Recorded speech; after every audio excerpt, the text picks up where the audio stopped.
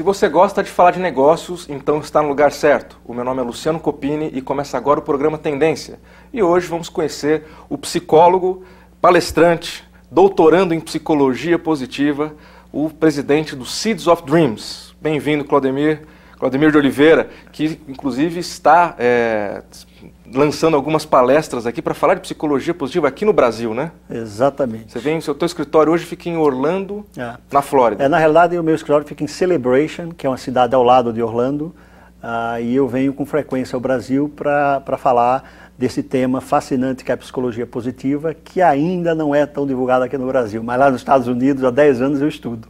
Então há 10 anos que hoje já se fala em psicologia positiva e as suas aplicações no mundo dos negócios. Exatamente. Originalmente foi feita muito mais para as pessoas e eu utilizo esses conceitos da psicologia positiva nas corporações. E é isso que eu estou trazendo para o Brasil e para a América Latina de uma forma geral, de uma forma pioneira, na realidade, essa aplicação nas corporações. Você também já foi executivo da Disney, né? Isso. Em 95 eu abri a divisão da Disney no Brasil de Parques e Resorts, que é uma das grandes divisões da empresa. E em 2000 tive o privilégio de ir para Orlando, onde durante 10 anos eu cuidei de toda a parte de estratégias de treinamento global. Então a minha experiência é mais nas empresas americanas, contando aí com a Disney, e nessa área de treinamento. Mas durante os últimos 10 anos, pela noite, finais de semanas, a minha paixão era psicologia positiva. Psicologia positiva, que é o tema da nossa conversa de hoje. Exatamente. Então tá bom. Claudemir, vamos fazer uma coisa? Vamos para um breve intervalo. O programa Tendência volta daqui a alguns minutos.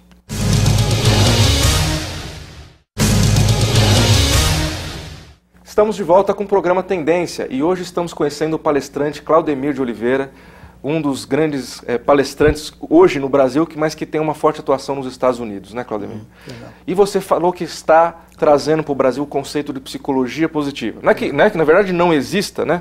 Mas que é pouco difundido. Exato. O que é a psicologia positiva? Excelente pergunta, Luciano. A psicologia positiva é uma tendência já há mais de 30 anos nos Estados Unidos, onde a psicologia tradicional focava e ainda foca muito no lado negativo das coisas. E a psicologia positiva, ela busca muito mais as potencialidades das pessoas e eu estou aplicando isso nas corporações. Então, algo que é mais usado para as pessoas, mas as empresas são feitas de pessoas.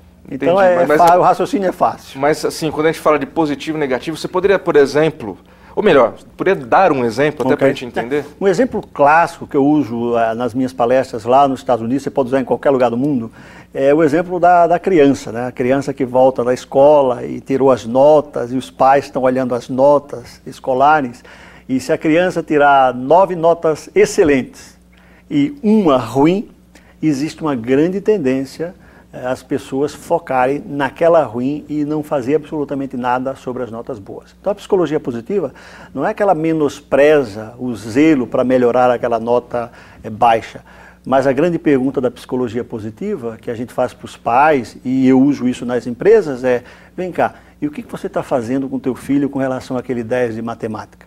E aquele 10 de história? E o 9 de ciências?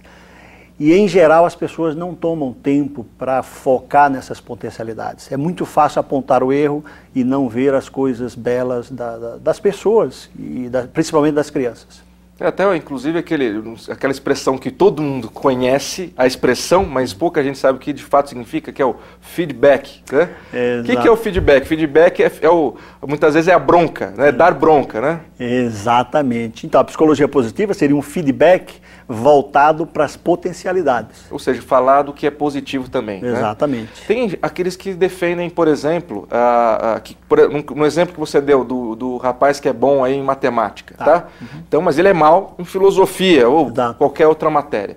Dos pais investirem nessa potência dele, quer dizer, em vez de pagar um professor particular para ele fazer o que ele é, né, para reforçar o que ele é ruim, vai reforçar o que ele é melhor, quer dizer, se ele é bom em matemática, ele vai ser o melhor de matemática. Óbvio.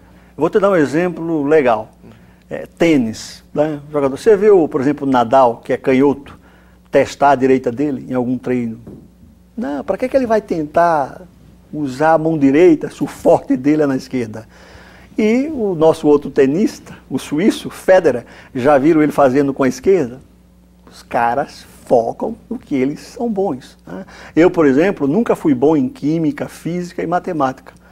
Odiava, odeio e acho que vou morrer odiando. Não gosto. O que eu vou fazer? Agora eu vou ficar perdendo meu tempo para fazer mestrado em física? E eu sei da importância da física, da química, lógico que é importante, mas que as pessoas que gostem, se apaixonem por isso, eu bato parabéns e obrigado por eu não ter que fazer isso. Essa é a grande arte. Então eu foco nas coisas que eu gosto. Então, por exemplo, eu adoro psicologia positiva. Eu respiro psicologia positiva nos últimos 10 anos nos Estados Unidos, nas grandes instituições escolares lá dos Estados Unidos, porque eu quero aprender mais ainda, porque eu me identifico com a área. E falando nisso, a aplicação da psicologia positiva, então, no ambiente corporativo. Então, como que a gente pode, de fato, utilizar?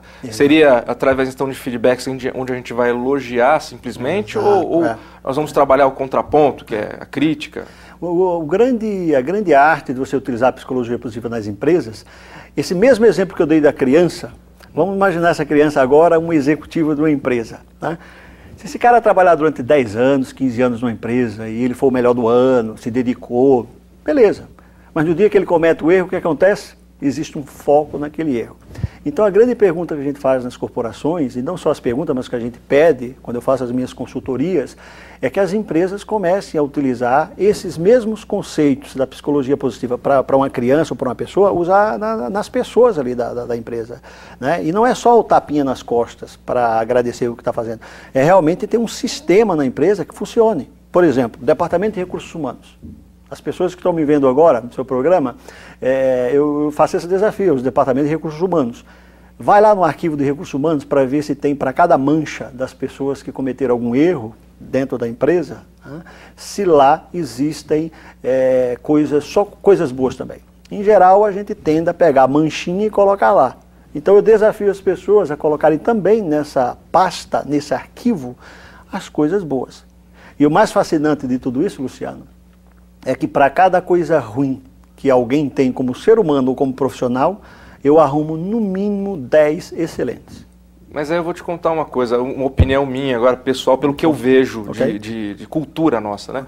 Nós temos o hábito de olhar sempre o lado negativo. Não sei se é isso que a psicologia positiva vai abordar. Mas, por exemplo, raramente quando a gente vê algo de fato bacana, nós nos preocupamos em ir lá e formalizar um elogio, por exemplo. Você vai ser atendido numa rede de supermercados ou num órgão público, né? Raramente essa pessoa que foi bem atendida vai lá e registra um elogio. A reclamação a gente registra. Exato.